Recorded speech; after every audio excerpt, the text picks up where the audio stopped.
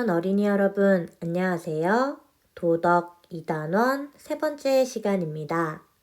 지난 시간에 우리는 대상과 상황에 맞는 예절을 익혀보았습니다.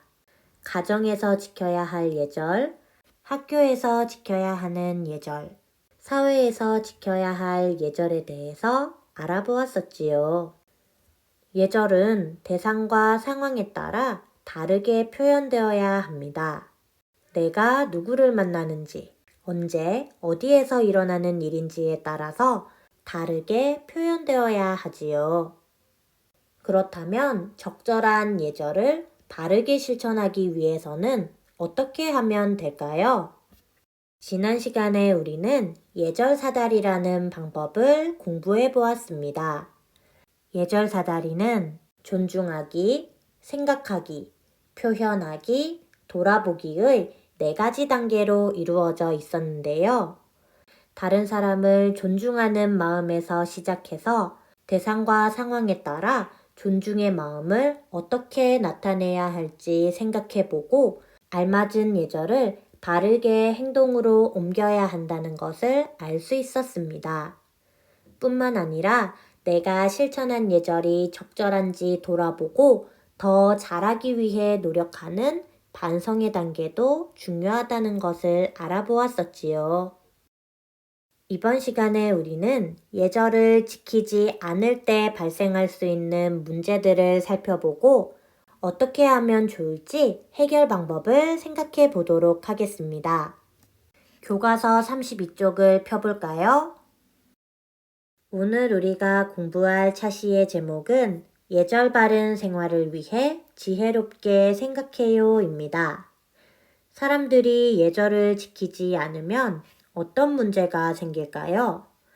예절을 지키지 않았을 때 일어날 수 있는 문제를 살펴보고 모두가 행복해질 수 있는 해결 방법을 생각해 봅시다. 교과서에 있는 이야기를 읽기에 앞서 선생님이 공익광고 한 편을 보여주려고 합니다. 공익광고의 제목은 당신은 몇 살입니까? 인데요. 이 공익광고에는 공공예절을 지키지 않는 사람들의 모습이 나옵니다. 예절을 지키지 않는 사람이 누구인지 생각하면서 동영상을 봐주세요. 당신은 몇 살입니까? 에이, 젊은 사람들이요. 당신은 몇 살입니까? 그래 드디어 보이는 거야. 연락 좀 하시 이 사람아. 당신은 몇 살입니까? 당신의 공공예절은 몇 살입니까? 서로를 배려하는 어른다운 행동. 공익광고협의회. 잘 보셨나요? 다른 사람을 존중하고 배려하는 예절을 잘 실천해야겠다는 생각이 드는 광고였습니다. 이번에는 공공예절을 잘 지키는 사람들의 모습을 모은 공익광고를 보겠습니다. 예절을 잘 지키는 사람을 찾으면서 광고를 봐주세요. 엄마, 내가 내려서 할게. 조용한 배려? 감사합니다. 고마운 배려? 감사합니다.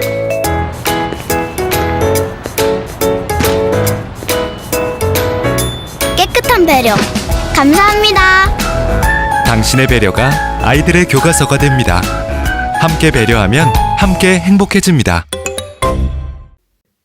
어때요? 잘 보셨나요? 아까의 공익광고와 분위기가 사뭇 다르지요? 공공예절을 잘 지키지 않는 모습을 볼 때와 공공예절을 잘 지키는 모습을 볼 때 여러분이 느낀 점도 다를 것 같습니다. 사람들이 서로 예절을 지키지 않는다면 어떤 문제가 발생할까요? 그리고 모두가 행복해질 수 있는 방법은 무엇일까요? 지금부터 교과서에 있는 이야기를 읽으면서 생각해 보겠습니다.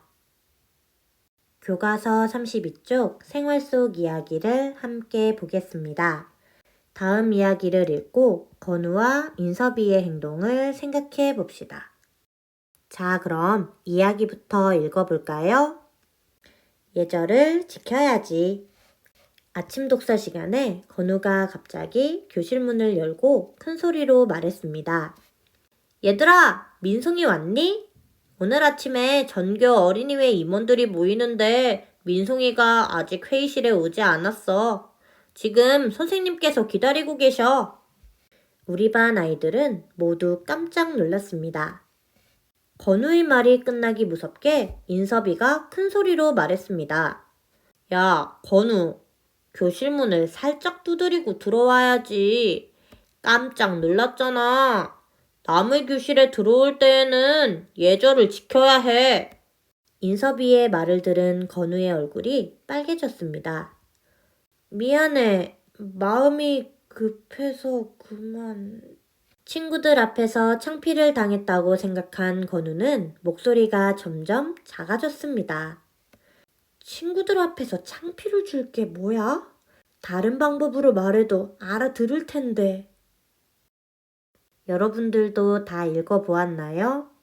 마지막 부분에 건우의 속상한 마음이 잘 드러나는 이야기였네요.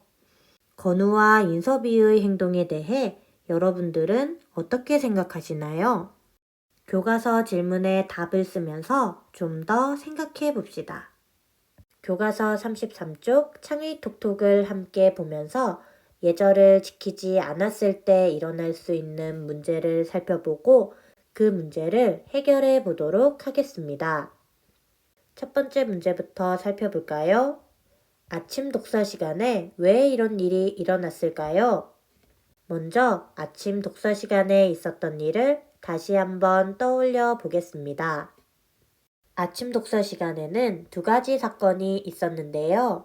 첫 번째는 건우가 갑자기 교실 문을 열고 큰 소리로 말해서 친구들이 깜짝 놀라는 사건이었습니다.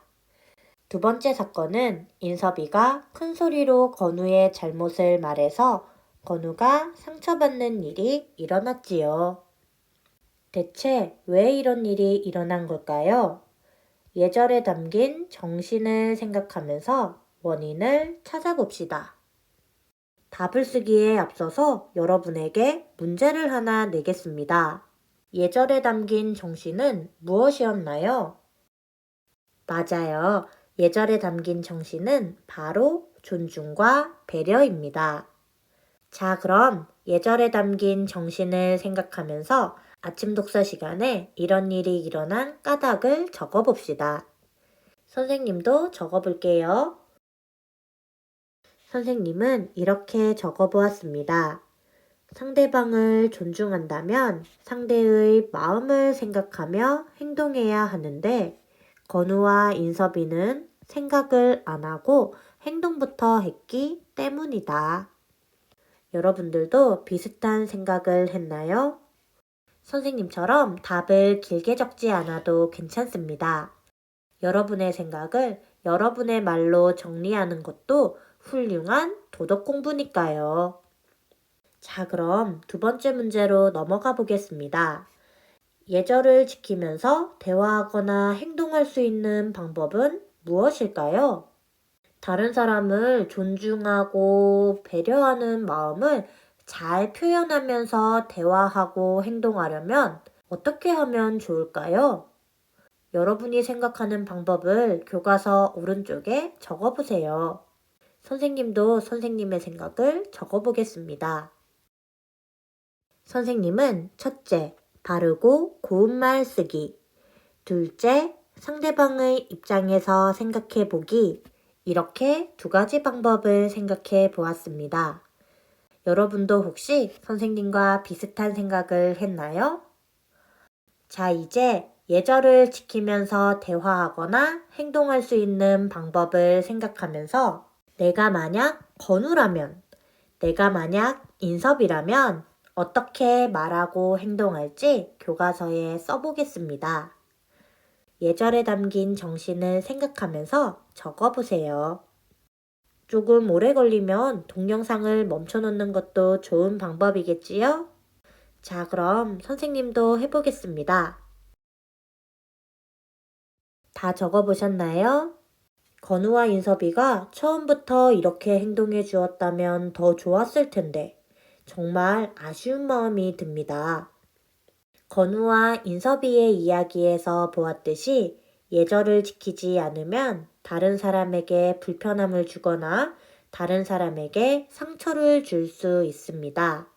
뿐만 아니라 나의 이미지도 나빠질 수 있겠지요. 혹시 우리 주변에서도 누군가가 예절을 지키지 않아서 문제가 생긴 적이 있나요? 가끔은 예절을 잘 지키던 친구들이 실수로 예절을 못 지키는 경우도 있었을 것입니다. 원숭이도 나무에서 떨어진다는 말이 있듯이 누구나 실수를 할 수 있는 법이지요. 주변에서 예절을 지키지 않아서 일어났던 문제를 생각해보고 이를 바르게 해결할 방법을 생각해 봅시다. 여러분 주변에 있었던 일 중에서 예절을 지키지 않아서 일어난 문제를 써보고 해결 방법도 적어보세요. 선생님도 선생님이 예절을 지키지 못했던 순간을 적어보겠습니다. 선생님한테 며칠 전에 있었던 일인데요. 안에 아무도 없다고 생각해서 교실 문을 벌컥 열었는데 안에 있던 선생님이 깜짝 놀라는 사건이 있었습니다. 그때는 선생님도 너무 당황해서 죄송해요 라고 말하고 뒤돌아서 도망쳐 나오고 말았는데요. 더 좋은 해결 방법을 교과서에 적어보았습니다. 만약 다음에도 비슷한 사건이 생긴다면 사과를 하고 다음부터는 문을 열기 전에 꼭 노크를 하겠다고 약속을 하고 싶습니다. 여러분들도 여러분이 예절을 지키지 못했거나 주변 사람이 예절을 지키지 않아서 일어난 문제를 적어보고 그 문제를 바르게 해결할 수 있는 방법도 교과서에 정리해보세요. 그리고 그 해결 방법을 실천으로 옮길 수 있다면 더 좋겠지요? 마지막으로 교과서 33쪽 아래에 있는 마음 튼튼을 함께 보겠습니다. 공자는 예를 배우지 않으면 바르게 설 수 없다 라고 했습니다. 선생님께서 설명해 주시는 이 말의 뜻을 잘 새겨듣고 예절 바른 생활을 하려는 마음을 다져봅시다. 공자가 말한 예를 배우지 않으면 바르게 설 수 없다 라는 말은 사람과 사람이 지켜야 하는 예절을 배우고 실천하지 않으면 그 사람은 사회의 구성원으로서 역할을 제대로 할 수 없으며 성숙한 인격을 가진 사람으로 성장할 수 없다는 의미를 담고 있습니다. 우리는 수많은 사람들과 함께 살아갑니다. 따라서 다른 사람을 존중하고 배려하는 예절이 정말 중요하지요. 앞으로도 예절 바른 생활을 하면서 행복한 세상을 만들어 봅시다. 오늘 수업은 여기까지입니다. 수업을 마무리하면서 예절에 관한 동화를 보여주겠습니다. 예절에 담긴 정신을 생각하며 동화를 봐주세요.